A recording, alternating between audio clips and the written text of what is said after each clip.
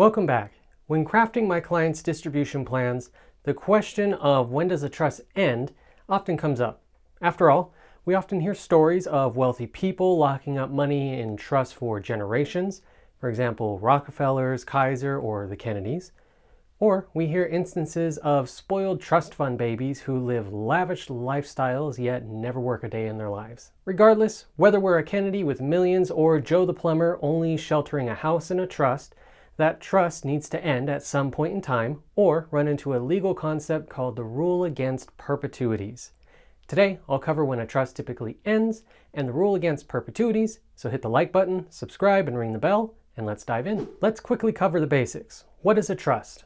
A trust is a legal arrangement where one person, called a trustee, holds and manages property for the benefit of another person or persons, known as beneficiaries.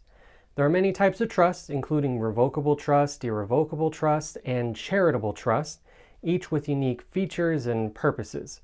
We have a detailed video about charitable trusts in general, which are designed to benefit a charitable organization or a charitable cause, and they come with their own set of rules. So if you're interested, make sure you check out that video after this one. Now let's talk about when a trust ends, and there are several instances.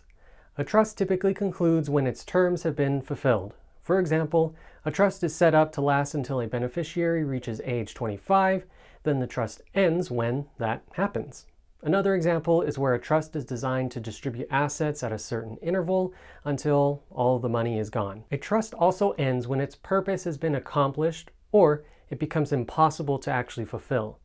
Let's say you set up a trust to pay for your child's college tuition, but your child goes on a full scholarship or there's money left over after they end up graduating.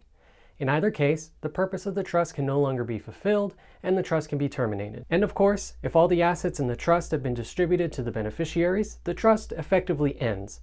On a related note, if the trust is revocable, the person who set it up can dissolve it at any point in time. In some rare instances, a court can order a trust to be terminated, such as when all of the beneficiaries agree, and ending the trust wouldn't interfere with its main purpose. Alternatively, a trust can end if the value of the assets in the trust are economically low. This value varies by state, but here in California, if it's the trust principal and it's worth $20,000 or less, technically, the trustee can end the trust, but it might be worth still getting a court order nonetheless. Lastly, we come to a fascinating law called the Rule Against Perpetuities.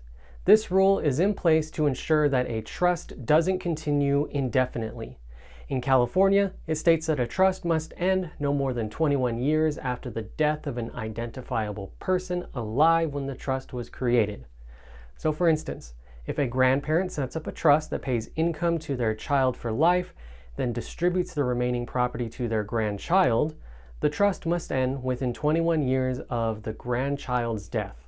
Of course, as with almost anything in law, the rules can be complex and there are always exceptions. That's why it's essential to consult with a knowledgeable estate planning attorney to guide you through the process and ensure your trust is going to actually accomplish what you intended for it to do.